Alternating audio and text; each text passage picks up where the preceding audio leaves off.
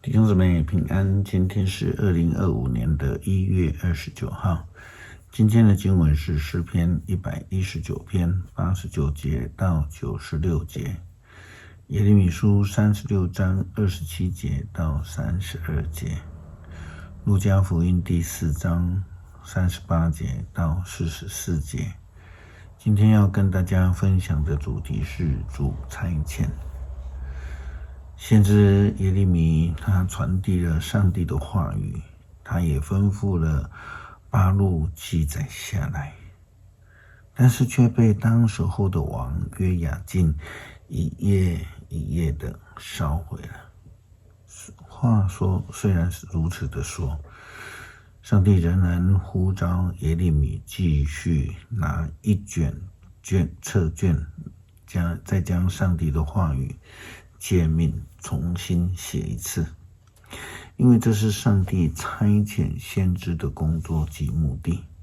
就是为了要让人家听了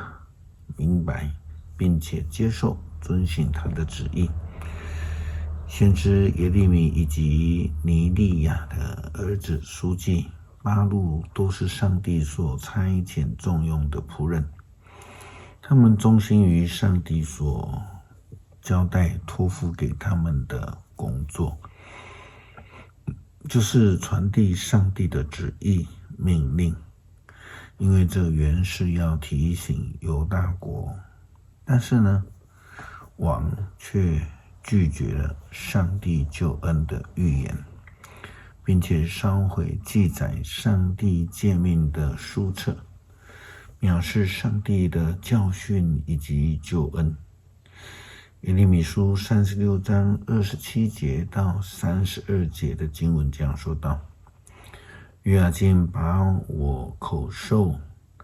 由巴录记录的那书卷烧了以后，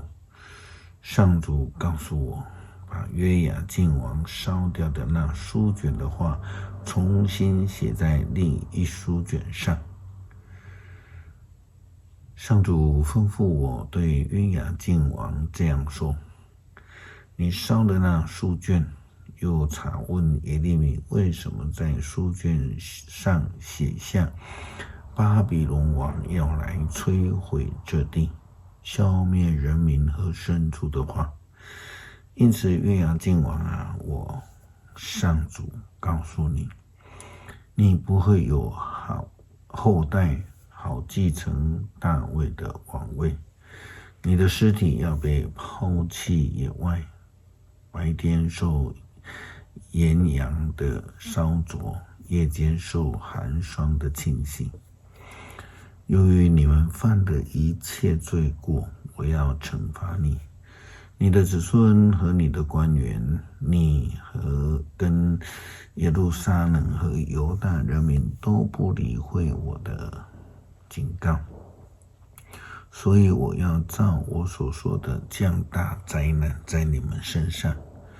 于是我再拿书卷给秘书巴录，他就把我口授的话一一记录下来。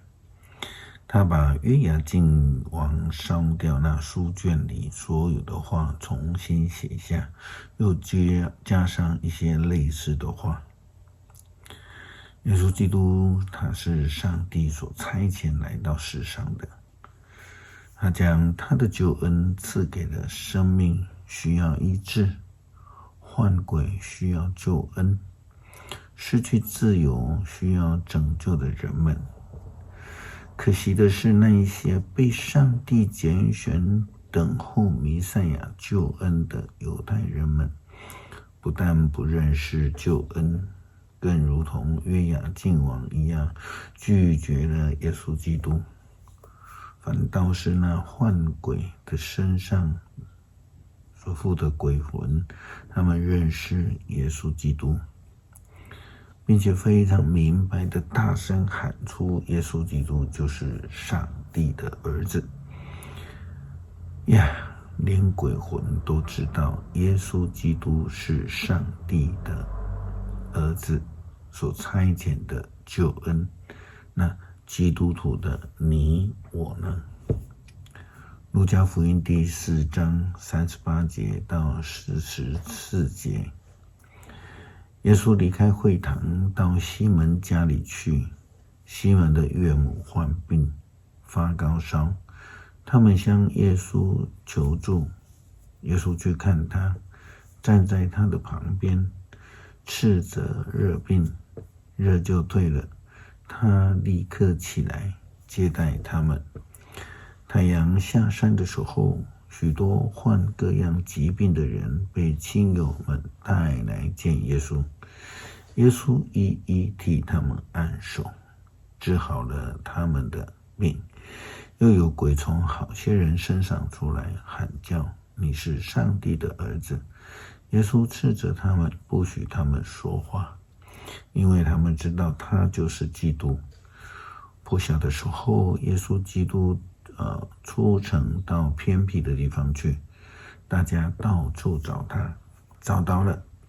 就挽留他，不要他离开。可是耶稣对他们说：我必须要到别的城镇去传扬有关上主主权的福音，因为我正是为这工作奉差遣而来的。于是耶稣到犹太各会堂传道。耶稣基督虽然禁止鬼魂说话，但是耶稣基督告诉众人说，他必须要去其他的城镇去传扬上帝主权的福音，因为这是他受差遣的目的以及工作。诗篇119篇89节到96节，上主啊，你的话永远留存，树立在天，你的信实万事长存。你建立大地，使它长久屹立，万有照你的安排至今存在，因为万物是你的仆役。如果我不以你的法律为喜乐，我早就在痛苦中死亡了。我永不离弃你的戒律，因为你用它们来使我存活。我属于你，求你救我，因为我遵行你的诫命。邪恶的人等着要杀害我，但我仍然思想你的律法。我看万事都有限，但是你的诫命广阔无边。谢谢上帝这么样的爱我们，使我们得到救恩。求主帮助我们明白，我们也是受拣选、受呼召，被差遣成为福音的见证者，让我们能够认真传扬福音。祷告奉主耶稣基督圣名求，阿们。